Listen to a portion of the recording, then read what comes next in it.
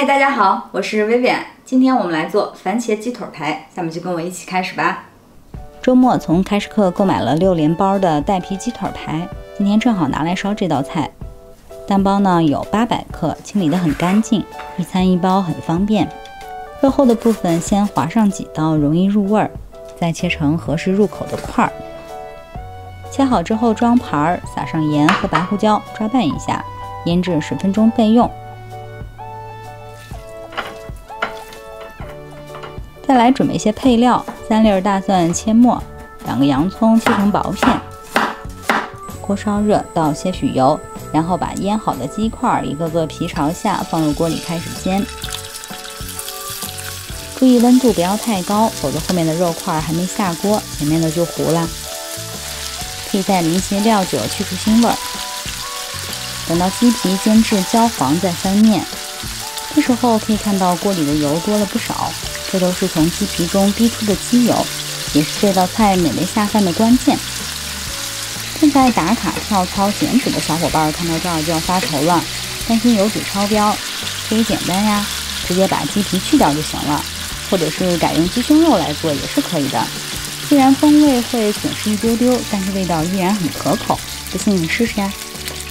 大约花费了7、8分钟，基本成熟的时候就可以盛出来了。再用锅里的底油爆香蒜末，下入洋葱，翻炒至变软变透明。为了增加鲜味，可以加入蟹味菇或者是其他的菇类也可以的。接着就开始调味了，加入半勺盐、1勺鸡精、2克白胡椒和适量的生抽，翻炒均匀，炒出香味儿。这时候重点来了，开一罐番茄罐头，带果肉的那种最好，吃起来比较有口感。又有朋友要说这种买不到呀，那就用新鲜的番茄也可以，多煮一会儿，煮到出汁儿就行了。烧开之后尝尝味道，感觉偏酸，可以再补些白糖中和一下。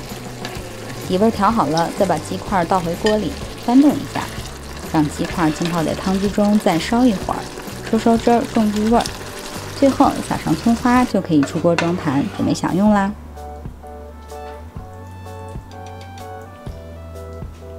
好，今天的这道酸甜下饭的鸡腿排已经上桌了，我们赶紧试试吧。用爱烹饪，用心品味，我是薇薇。今天给大家推荐的这道番茄鸡排，鲜甜下饭，好美味，你可一定要试试。既然看到这里了，就请关注、点赞、多多转发，谢谢支持，下回见喽！好吃，比番茄炒蛋下饭，我觉得。据说这个一定要淋汁儿，这是小朋友最爱的一道菜。